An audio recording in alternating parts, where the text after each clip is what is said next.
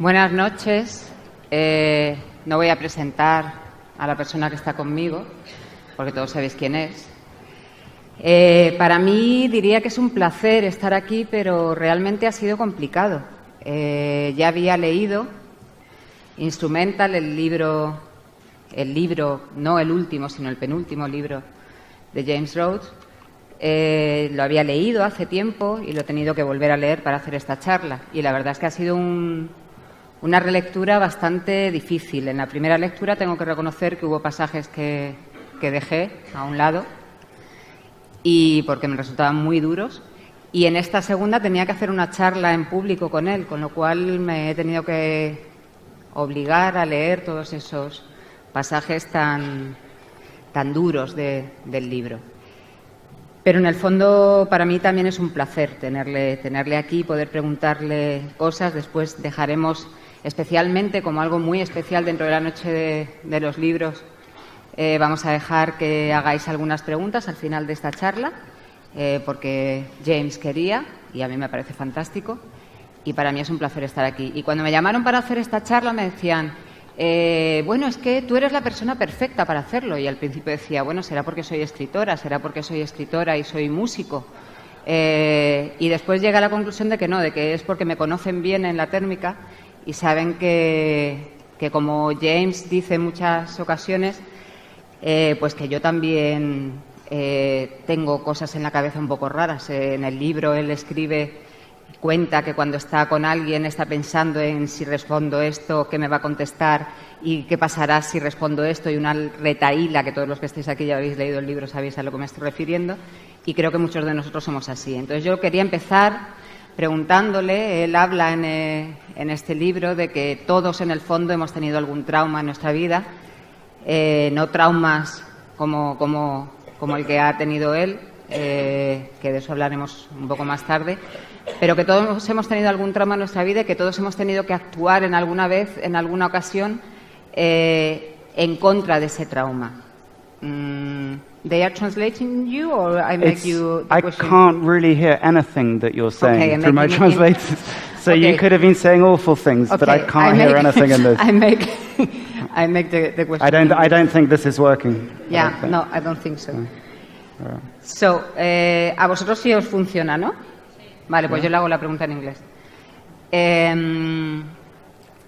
I was wondering if you talk that you say in your book that usually people have some kind of bad thing in their lives, and they do things against this with the anger or with the pain they have, and they do things for this reason. No importa ponerse el micro para que la traductora pueda oírla, por favor. Gracias. That everybody has that. I want you to explain this sort of artistic question, to make that everybody is able to do this kind of artistic things again because of this kind of pain they have. Could you explain? I'd like to begin with this nice thing that you do, that everyone could do an artistic question, an artistic way of go away from the bad things they have in their life. I think I understand that. Are you saying that people can use creative things in order to help overcome difficult events? Yeah, and also that everybody has some bad things in their life, not so bad like course. you, but everybody has that, and they can use in a way. Yeah, I mean, of course they can. I mean, we all have trauma, don't we? I guarantee that every single person here tonight has had something awful happen. I mean, parents divorce, or we get our hearts broken, or people die, or pets that we love, they die, and we get sick, and we lose money, and we go out with crazy people. I've done that a few times.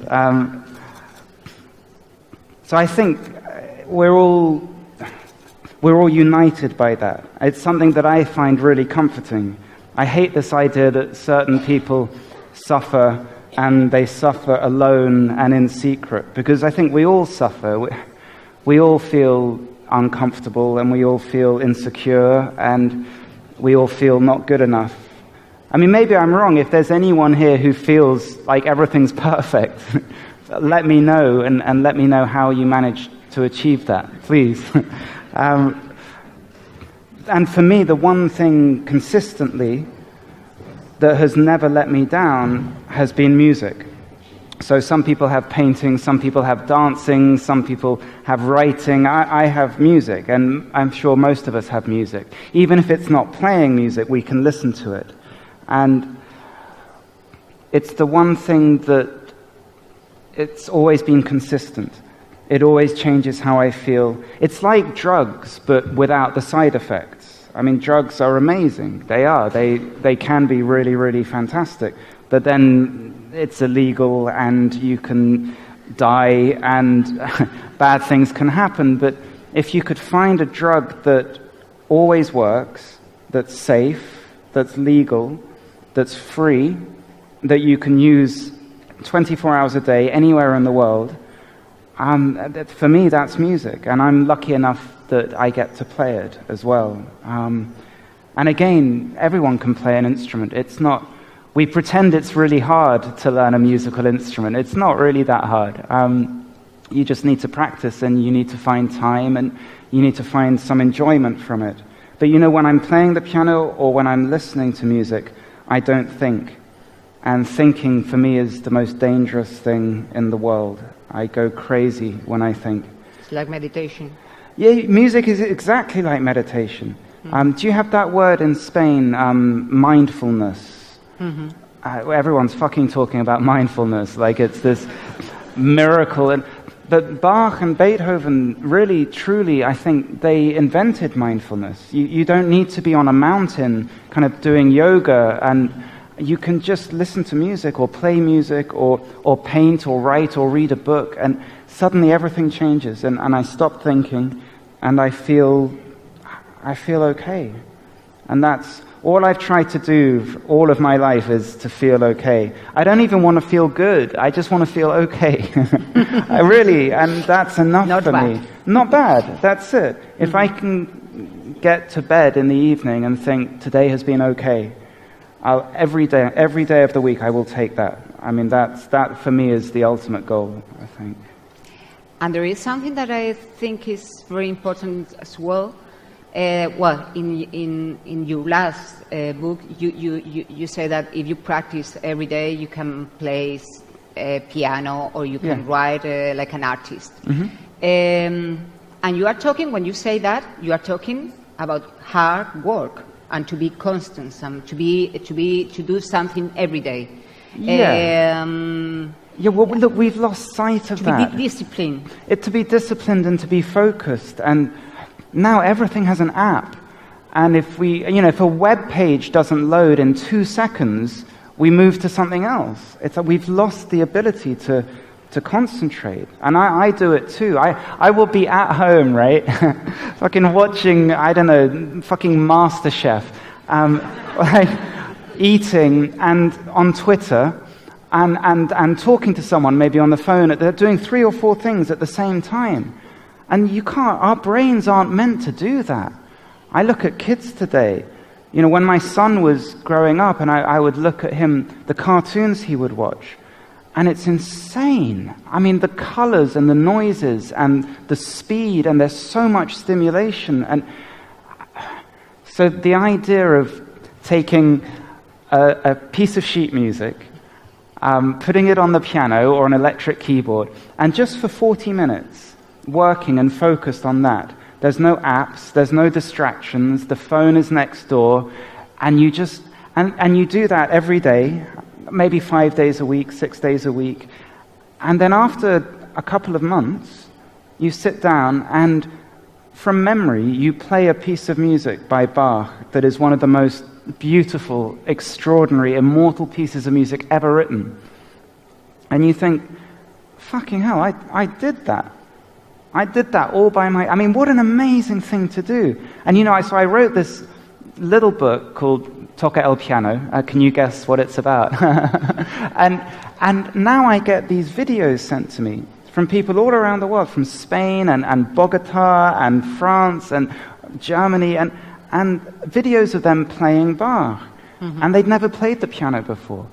And I just think it's so lovely to do that, because when we're lying in hospital and we're dying, we're not going to be saying, I wish I'd done more emails and spreadsheets and graphs, but we might think, I wish I'd learned to dance to tango or speak another language or how to paint or how to play the piano. And it's the same with writing. Writing's not very hard. Writers pretend they're really special and they're geniuses, and it's incredibly focused, and they have to be alone and they have to work. You don't. You write 1,000 words a day, every day.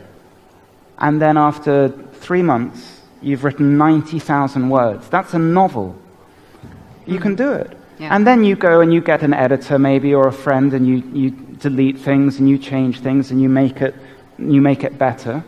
But you've written something, you've created something. And we need more of that.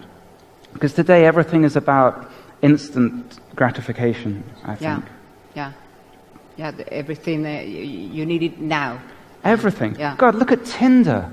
Oh my God. I mean, literally, you see a face, you hit like, and then you fuck. What happened? I mean, what happened to buying flowers or writing letters or talking to people? It's really scary. It's a weird time to be alive. I mean, it's great sometimes, but it's still a bit weird, I think. And I really like that you break a lot of rules in the reading your books. You feel that, and also when you are playing piano, you dress in another way, and all the things that we all know. But one of the rules that you are breaking with your book Instrumental is a literary rule that is like Lolita. I was thinking about Lolita, for example. And I saw one interview that one of the best interviews in the world, Bernard Pivot was making to Nabokov. And Bernard said Lolita was a kind of pervert girl who was exciting humble. And Nabokov says, no, she's a victim. So in your book, you are very clear, and the words are very important, I think. And you talk about rape, not sexual abuse. It's a rape, and it's a very serious thing. I like this way of saying things so clear. And let's talk about this way of the words make sense, and the words could change things. Yeah. I'd like to talk about that. I think words we began with this, and after with another rules you break. Are there rules in literature? Yeah, I didn't know there were more. rules. God, how many rules have I broken? Three. Words are really important. I was very, very careful writing instrumental when I chose the words. And one of the things I'm most grateful for is Ismael Atrache, who was the translator in Spanish for Blackie books, because I think I'm embarrassed that I don't speak Spanish. I am going to learn, I promise you, but I understand that it's a very good translation. Yeah, it's really good. And that's important, because the words we use, they have weight, don't they? And it's amazing. The press in Britain is terrible. I mean, the journalists are just awful. But even they are so irresponsible with their words. They say things like, when someone comes out as gay, they say things like, he admitted he was gay. And that's a very strange word to use. You admit to a crime. You admit to doing something wrong. You don't admit you are gay. And I've had people talk about me and say, he confessed that he was abused when he was a child. I didn't confess. All that does is it implies that I've done something wrong. And I believed I did something wrong for a long time, for many, many years. I still do sometimes. But we all have to choose our words very carefully. And so in the book, abuse seems such a soft word, doesn't it? you know, when you're waiting for your coffee and someone spills a cup of coffee on you and you say, "Oh, you fucking idiot," that's abuse. You know, when you have a guy who's 6 foot tall and he's 200 pounds and I'm whatever I was, 50 pounds and this high, and he's fucking you, and there's blood everywhere, and you're choking because your face is held down on the ground, that's not abuse. I mean, it can't be abuse. And I think we have to be responsible with the words that we use. And I don't get it right a lot of the time. I make mistakes. But I try and think before I write things. I think we have to. And the other thing about words and about talk and about explain things is something that you say in the book, and it's like when you are a child and you are raped, always say that something terrible will happen to you if you tell to somebody all this.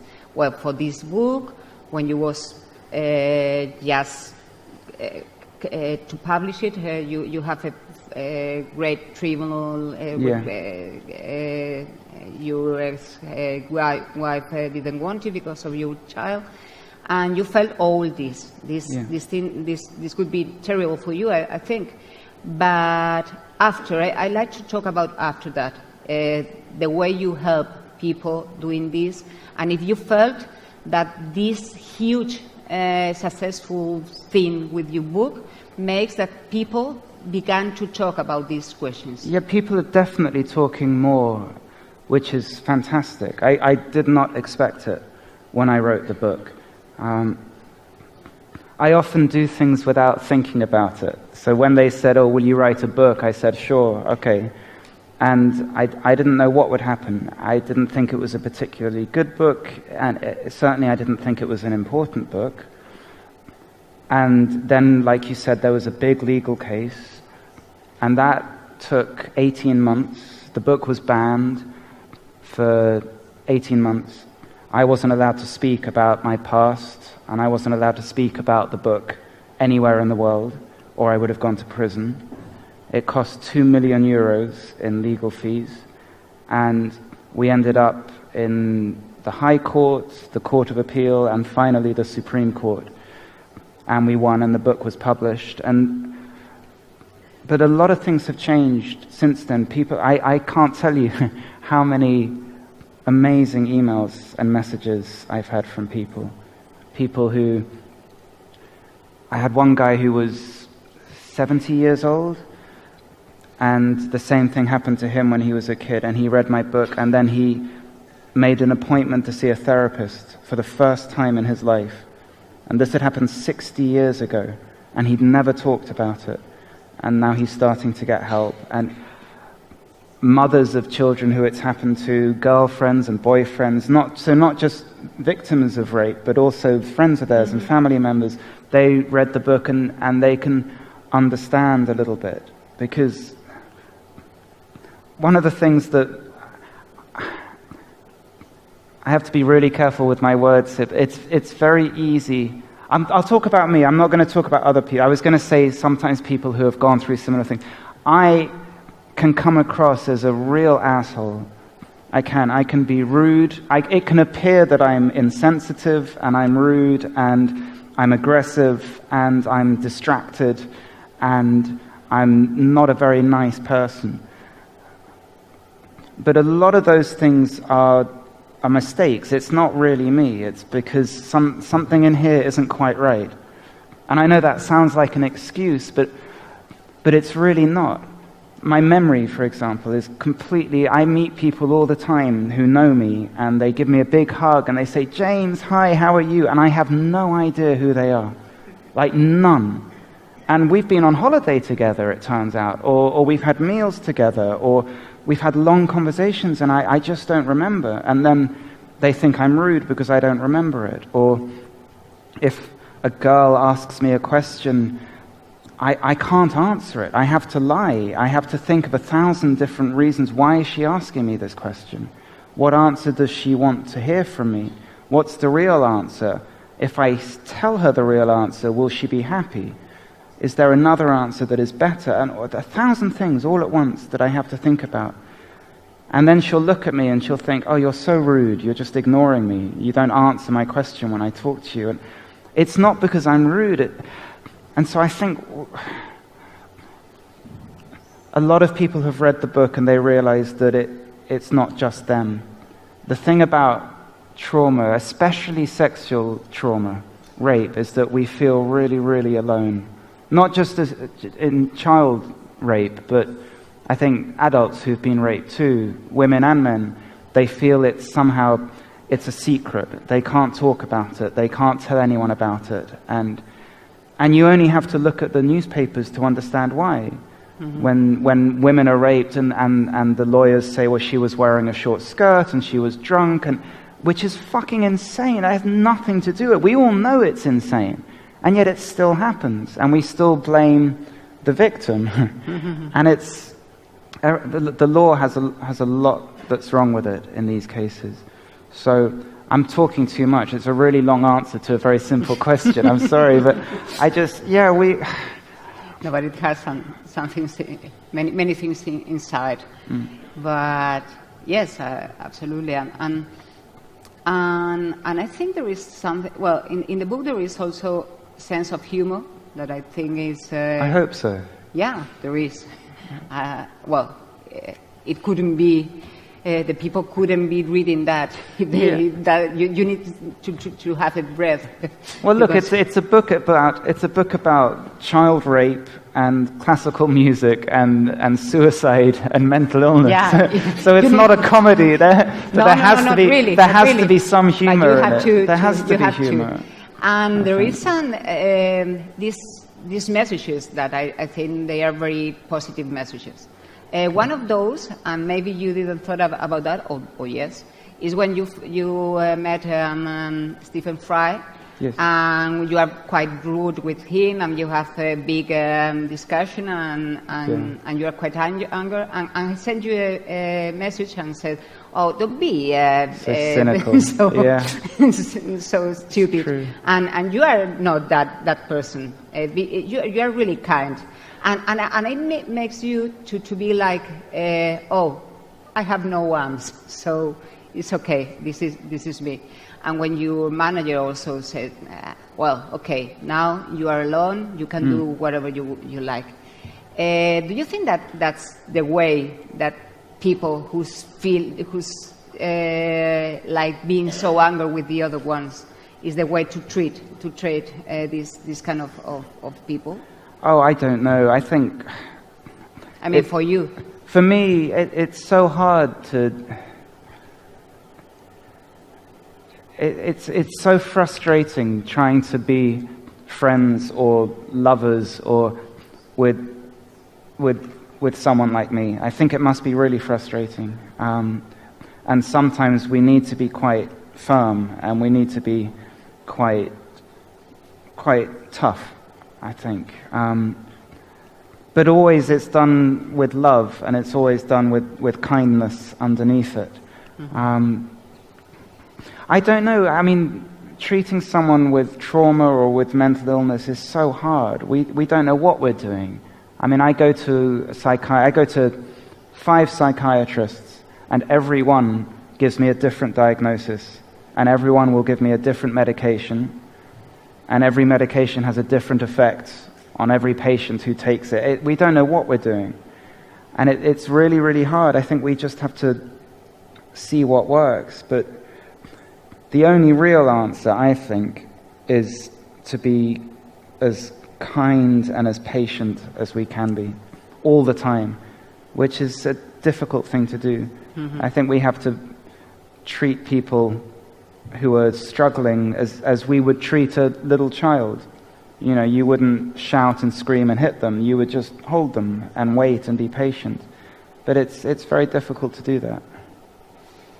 And at the end of the book, well, you said something similar to your inner child, and at the end of the book, with this kind of sense of humor, you say that it's awful because finally you you end reading you began to read autoayuda, self-help book.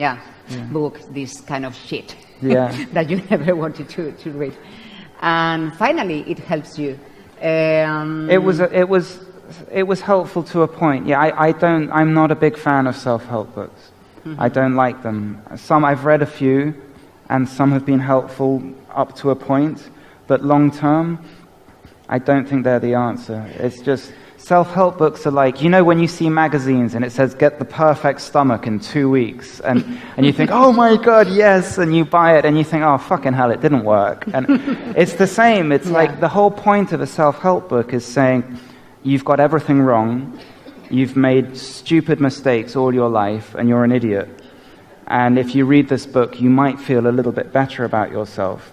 And I think that's the wrong way to do it. I think we're all fine. We're all great just the way we are. We don't need to change ourselves so much. We're always trying to think, next year I'll be better, or next month I'll be better. And actually, I think right now things are okay, you know? And well, let's talk about music, because in your book, the music, of course, we are talking with a musician. I like especially the way you make this connection between the rocks, the classical stars and the rock stars. You say, for example, that Liszt is like Keith Richards, and you make some kind of connection between Blur and Oasis and these fighters. Well, we don't have a lot of time. You have one Spotify list that people can see. But which is, Bach is one of your favorite. You have Rachmaninoff in your three big rock, like a rock stars, the three rock stars in classical music, in the way of living and the way of making music. Maybe Glenn Gould or... Glenn Gould as a musician, I mean, as a composer, I would say Bach, Beethoven, and Chopin were the three greatest. But it's so hard to choose. I mean, there's so much music. There's so much music. The best thing about instrumental, the book, is that there's a Spotify playlist, which has kind of 20, 25 of the greatest pieces of classical music ever written. I don't care, if you don't buy the book, it's like 20 euros, it's quite expensive, and it's not even a great book, but you can listen to the Spotify list for free, anywhere in the world. And on that, you have Rachmaninoff and Chopin and Bruckner and Bach and Beethoven, and it's amazing because it's very hard to know where to start with classical music. It's very off-putting, it's very difficult. Even if you think, okay, Beethoven's Fifth Symphony, because everybody knows that. So you go to iTunes or Spotify and you type in Beethoven's Symphony No. 5, and there's 400 fucking recordings, and the photos of conductors looking like this, and then you look at it and you go, hang on, there's scherzo and adagio and allegro, and they're 4 movements, or is it 1 piece, or is it 4? And then you go, oh. And you buy the 50 best chill-out classics, and you don't need to. And so it's I wanted to put together a Spotify playlist that people could listen to, and they might go, Bach was horrible, but Rachmaninoff was amazing, and then they can listen to more Rachmaninoff. And it's astonishing to me that we have this little bit of metal in our hands we carry around with us, and we can listen to pretty much every piece of music ever composed in the history of the world, anywhere we want. It's an amazing time to be alive. For all the bad things that are happening, there's so much good stuff that we can do. And well, in England you have the proms. Yes. That is a way of... They're great. Yeah. It's another way of listening music. And you admit that when you was a child, you went to the concerts, and also you talk in the book about something, and it's not very usual that people confess that they are from the high class, and you are, because you've been in great schools. High class, no, like middle class. Well, middle, I high think. class. I wish I was Well, high let's class. say middle high. Yeah. Well, your parents. No, we had money. Yeah, we you have didn't. money and you can go. We to had enough money. I went to a good school. I could go to concerts. I had piano lessons and. And I really appreciate that because it's like people is they feel shame and about these sort of things, and you are very very normal with that. And when did you felt that you can do things, different things, playing music, that you can dress in another way, that you can choose not the thing that people wanted to listen? Right from the beginning, I decided to play. Can you imagine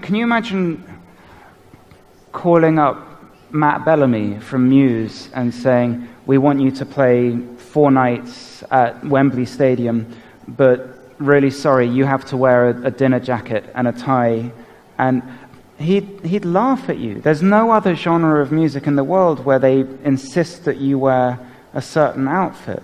And it just struck me as a really weird thing to do. So I wear what I'm comfortable in, and I always introduce the pieces and talk to the audience about the composers that I'm going to play. Not for a long time. I mean, I'll play maybe 75 minutes of music and 15 minutes of talking.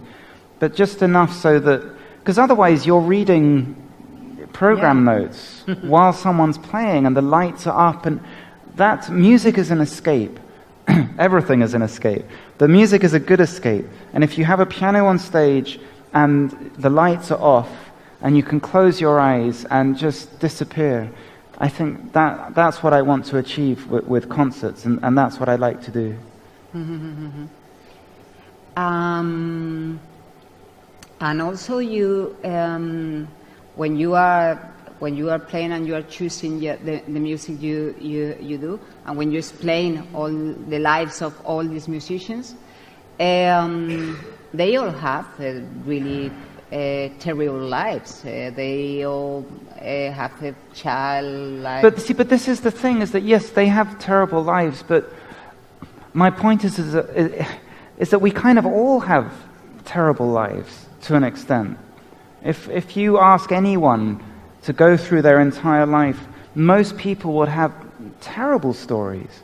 But we know about Bach and Beethoven because they're famous and people have written about them and they changed history. But so many of us, it's like people who say that there's a link between mental illness and composing, that if you're crazy, it helps you to compose. It's bullshit. These guys, they compose despite being depressed or anxious, or not because of it. They composed because when it's 4 o'clock in the morning, which is the worst time in the morning, and you want to throw yourself out the window or stab yourself, they had a piano and they could do that instead. And I thank God. You know, when it's 4 o'clock in the morning, I sit at the piano. My neighbors hate me, but or I sit at the computer, because otherwise I'm there and I'm on my own and I'm thinking, and then I want to die. And so, yeah, they had shitty lives, but they also had good things in their lives. They had marriage and children and love and success and happiness and important things as well. Like all of us, we've all had terrible times. And you know what the best thing is? And it's the most thankless thing, because nobody ever says well done, and nobody ever notices it. But it's endurance. It's being able to wake up in the morning and get dressed and eat breakfast and get the kids ready for school and pay the bills and go to work and come home and cook dinner and clean the house and go to sleep once you've put the kids to bed.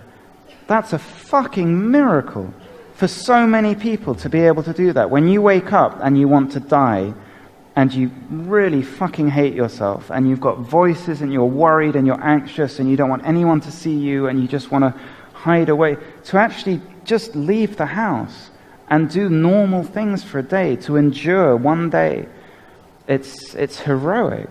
And no one ever says, oh my God, you managed to go to work today. That's amazing. Well done. No one cares. We just assume that that's a normal thing, and it's not. I think it's an extraordinary thing to be able to do that for a lot of people. And talking about extraordinary things, now you are doing all the things that you wanted to do. In your book, you say that you like to be playing all around the world and traveling. Yes. And what? That's all. There's a lot. There's so much I want to do. Now I'm actually going to rent an apartment in Madrid. I'm going to move to Spain for maybe 9 months, 6 months, 9 months. I'm going to learn Spanish, finally. I want to learn to dance. Dance? Cumbia? Cumbia, is that a dance? Is that how you say it in Spanish? Cumbia? Cumbia? Yeah, I want to learn cumbia. Don't laugh. But I want to do it. Spanish. I want to learn the tango. I want to learn to cook. Huh? I want to travel a bit more. I want to obviously learn more piano and write more books. And there's so much I want to do. And now I'm kind of able to do it. Not for financial, just because I realized that life really is too short. I mean, that really is true. Life is far too short. And I'm getting so old now. I've got maybe, if I'm really lucky, maybe 30 years. And there's a lot I want to do. There's languages I want to learn. There's things. Dancing cumbia. I want to dance cumbia. Also because there's. You can't commit suicide. You have to dance. I have to dance cumbia. Exactly. Why not? I can't dance. I'm a terrible dancer. I'm that guy who just, when the music starts at a party, I just go, oh, fuck. Do you know, like I run and I hide in the kitchen or in the bathroom and I pretend to look busy on my phone, anything but dance, because I'm so embarrassed. But I want to be able to dance. No, that's right. When the music starts, I want to dance and I want people to go, ooh. Can you imagine? That would be amazing. So I'm going to try and do that. And there's lots of things I want to do. And I'm traveling a lot. It's really cool. All around Spain, too. I've seen some amazing places in Spain. It's really, really cool. Yeah, that's right. Malaga, too. My God. In England, when we think of Malaga, we think of really drunk English, fat, kind of just like horrible people. I'm so sorry for the English people who come here and they ruin it for everyone. But I mean, the Pompadour, that people. No, we have so another nice. kind of English people as well here. It's beautiful. Yeah. I swear you. I want more sun, though, please. It's quite windy today. Yeah, more sun.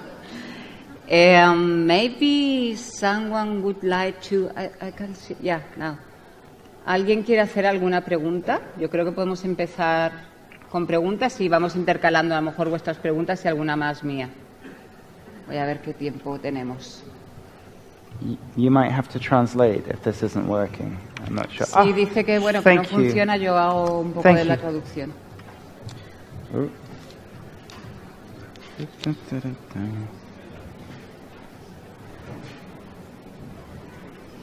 Yes. Thank you, it's working. Perfect. Thank you.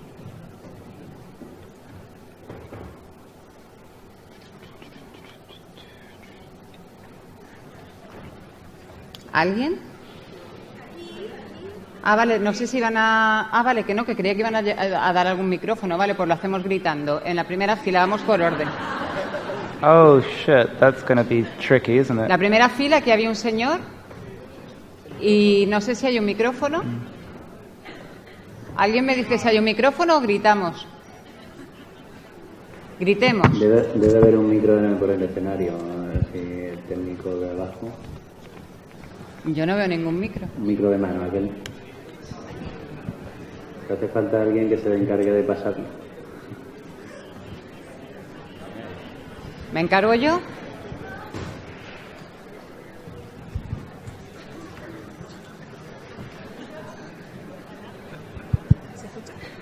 ¿Sí? Sí.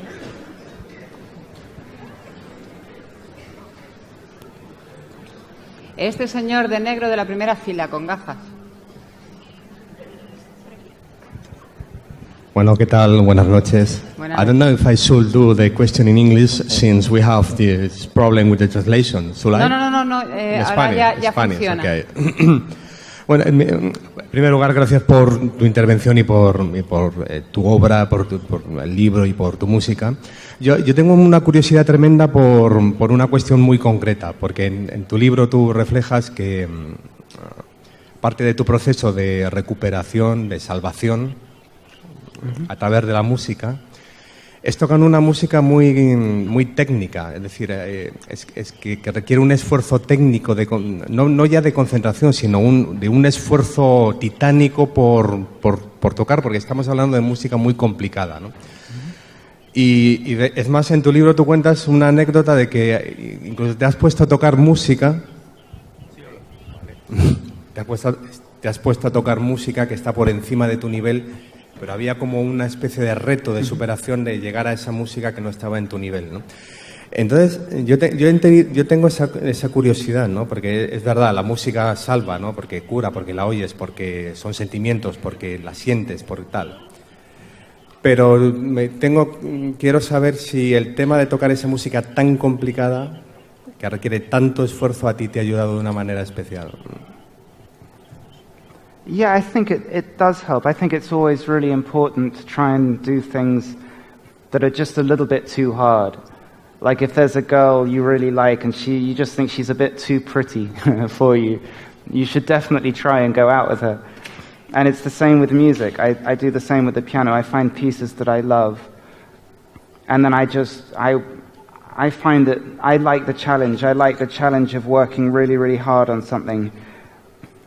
Even if I don't think I'm going to end up playing it, I work really hard until I do. And you know what? Every piece of music it's playable. It's just like a maths problem, a logic problem. It's which finger to use and how to do it and how you practice it. How you practice it is the most important thing.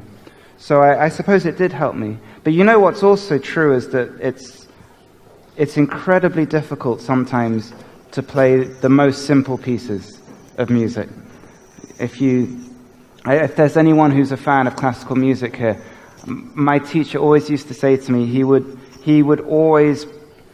could always tell if someone played the slow movement of a Mozart piano sonata, if they were a good pianist, much more easily than if they played a really difficult piece by Rachmaninoff or Liszt.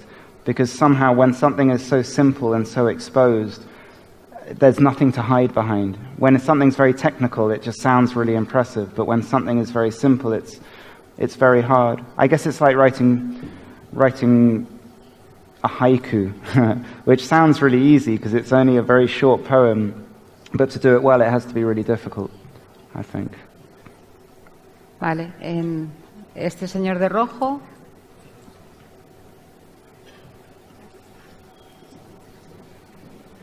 De rosa, perdón. Buenas noches, se acercan las 4 de la mañana. Una pregunta, ¿cómo manejas la contradicción? Tu novela me ha parecido la novela de una víctima, de una persona confundida, que se oculta, pero sabes que la repercusión que ha tenido esa novela la ha convertido en un referente, en una novela inspiracional, en una novela sobre la resistencia. ¿Cómo manejas esa contradicción? O sea, que te sientes desnudo, pero al tiempo eres un referente para muchas personas, ¿no? ¿Cómo estás respecto a eso? Gracias. That's a really, really good question. Thank you. It's really strange, isn't it? Because I don't want to talk about things like this because it feels really uncomfortable. It feels very shameful and very exposing, but I think we have to. I think if I'm lucky enough to have survived that and now have a small microphone, I have to use it to talk about things that people don't want to talk about. Not just rape, but self-harm and cutting and suicide and mental illness. And you know, the book is it's not a miserable book. It's not just about, there's a book about love and about music and about really good things. And I talk about those things a lot as well. And I suppose my main job is, as you know, is as a pianist, and I never talk about this stuff in concerts. I play the piano and I talk about Bach, and but I think we have a duty to talk about things like this, because the more people who talk about it, the easier it will be for other people to talk about it. And so it's not comfortable, and I don't enjoy it, but I think it's important. And then every day I'll get an email from someone that's amazing, saying, I heard you do an interview, or I read your book, and I feel like I'm not alone, and that you understand, and thank you. And so I think it's important to do that. ¿Alguien en la segunda fila? Es que vamos a ir bueno, ahí en la ahora intento este chico de azul, creo, con coleta. Es que estos focos vuelven daltónico. Hi, James. One of the issues that you talk about in your book is self-harm and cutting. And I'm a secondary teacher, and I work with teenagers every day. And I'm seeing how it's getting more and more common every day for teenagers to cut themselves. And one of the things that you say in your book, it's that not even your family and your friends, and not even a teacher with good intentions, is going to change that. Even if you try to convince and talk about the negative things of cutting and self-harm, it won't work. I know there's not a magic formula for that, but is there any kind of advice that you could tell me? Because I'm working with that like every single day, and I see teenagers cutting themselves, and I feel like I'm unable to help. And I know there must be something that I can do more than just trying to convince them not to do that. Yeah. Thank you. You're obviously a really, really good teacher. Oh, God, I wish I had a teacher like you at school. It's so hard. It's an epidemic, self-harm, because it's so addictive, and I'm not a doctor. I'm not a professional. I can tell you what I would do, but it probably won't go down very well in the school, and it probably won't go down very well with the parents.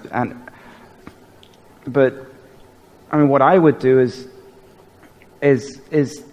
to let them know that it's okay, and to focus on, if they're going to cut, doing it in a safe way, rather than the goal being not to cut, to do it when you have clean razor blades and clean bandages, and you can dress the wounds properly. Like, you know, back in the 90s and 80s, they had needle exchanges for heroin addicts, where you would go and you would get free hypodermic needles. It's the same kind of thing, because it's not...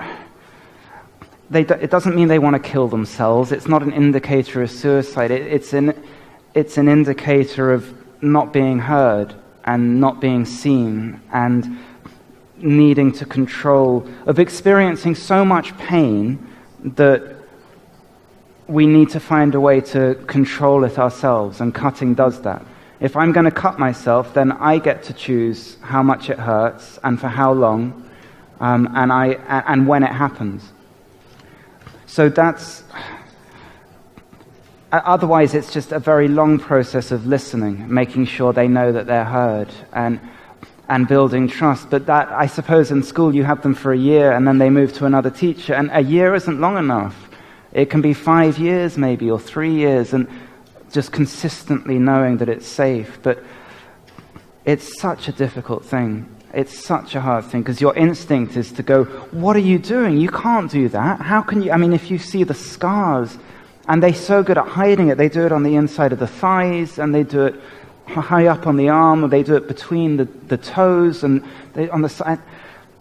And there are other forms. It's not just cutting. They pull hair, and they punch themselves in the face, and they hit their head against the wall, and they cross the road closing their eyes, and there are 1,000 different ways of doing it. And for me, it has to be just about...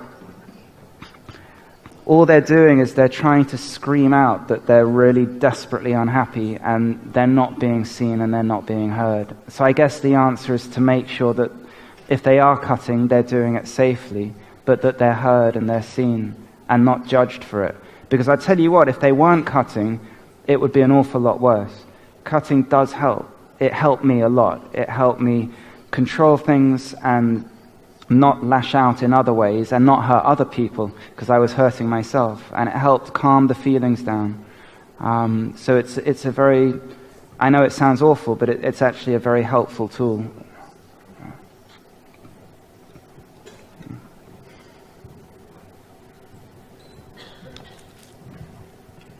¿Alguien aquí en la primera fila? Bueno. Ahora iremos hacia arriba.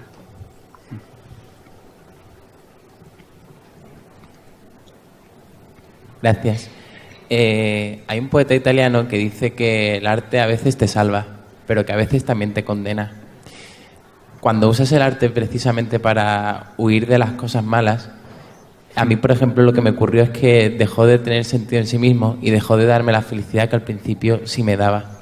¿A ti te ha pasado eso, que ya no te daba la felicidad que al principio te aportaba porque lo has usado demasiado como un método de distracción?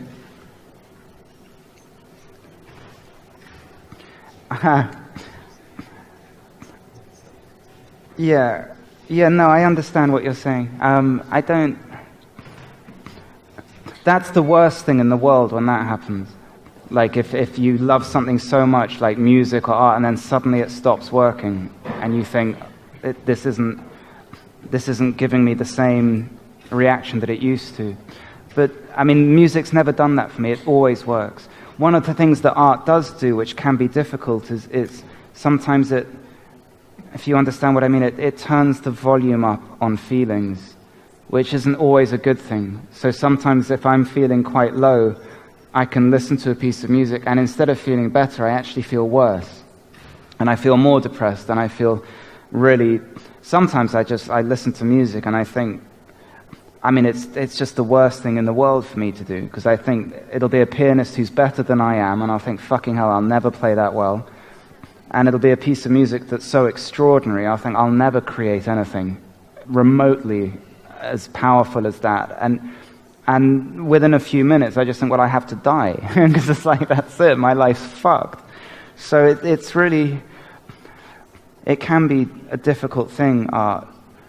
But, I mean, can you imagine a life without it? It would be the worst thing ever. I guess, you know, it's like a relationship, isn't it? If you work and you're patient and you can have the most amazing relationship in the world. But music is like that for me. I think you have to respect it, and you have to not take it for granted, I guess. Hay un señor en medio, hacia arriba, de azul.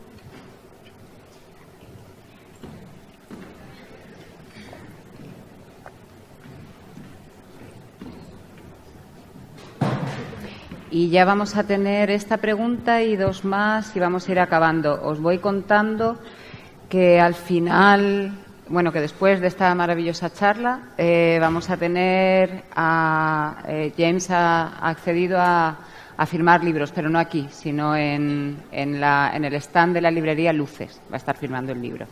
Y ya está el micrófono. Hi, James. I'd just like to ask you about whenever it came about 4 or 5 years ago in the UK, the big sexual abuse scandal about Jimmy Savile, the DJs, Rolf Harris, you know, there was a multitude of accusations. Did that surprise you, the extent of the abuse that seemed to be going on within the UK? And from your experience, do you think that's something particular to the UK, or do you think that's going on in lots of other countries? You have a really good English accent, by the way. I'm joking. I know you're English. Irish. Yeah. Sorry. God. No, it didn't surprise me at all. And it's the tip of the iceberg, sadly.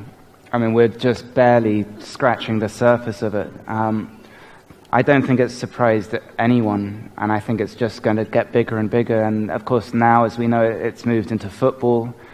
And... you know, the only good thing about that is that because it's football, there'll be an awful lot more of an outcry and a lot more publicity. And no, it's certainly not just in the UK. It's universal, isn't it? I mean, it's everywhere. It crosses socioeconomic statuses and cultural status. I mean, it divides. It's absolutely everywhere. But again, this is the thing, like, we all know the name Jimmy Savile, and we all know about Rolf Harris, and we all know about Maristas in Spain, and we all know about the Catholic Church. but I bet you couldn't name me one victim of Jimmy Savile or of Harris. Because people who have gone through those things, we don't talk about it. And that's why I think it's so important that those of us who have gone through it talk about it. So, because we shouldn't remember the perpetrators, we should know about the victims, I think, and because there are a lot more of them than the perpetrators. And that way, I think we're able to help the victims a lot more than at the moment. And we need a lot of help because it does a lot of damage. Okay. Hay una persona detrás, bueno, realmente hay tres. Por favor, vamos a hacer preguntas que sean cortas, por favor. Hola, buenas noches. James, te quería comentar, yo te conocí en los documentales que se emitieron y después leí instrumental. Cuando empecé a leerlo me resultó durísimo y descubrí que tu lista de Spotify, gracias, me resultó muy útil para sobrellevar la dureza de alguno de los capítulos de tu libro. No sé si lo consideraste así, porque a ti te ayudó la música en tus momentos difíciles y quizás al lector le podía ayudar la música en la lectura. No lo sé si lo has pensado.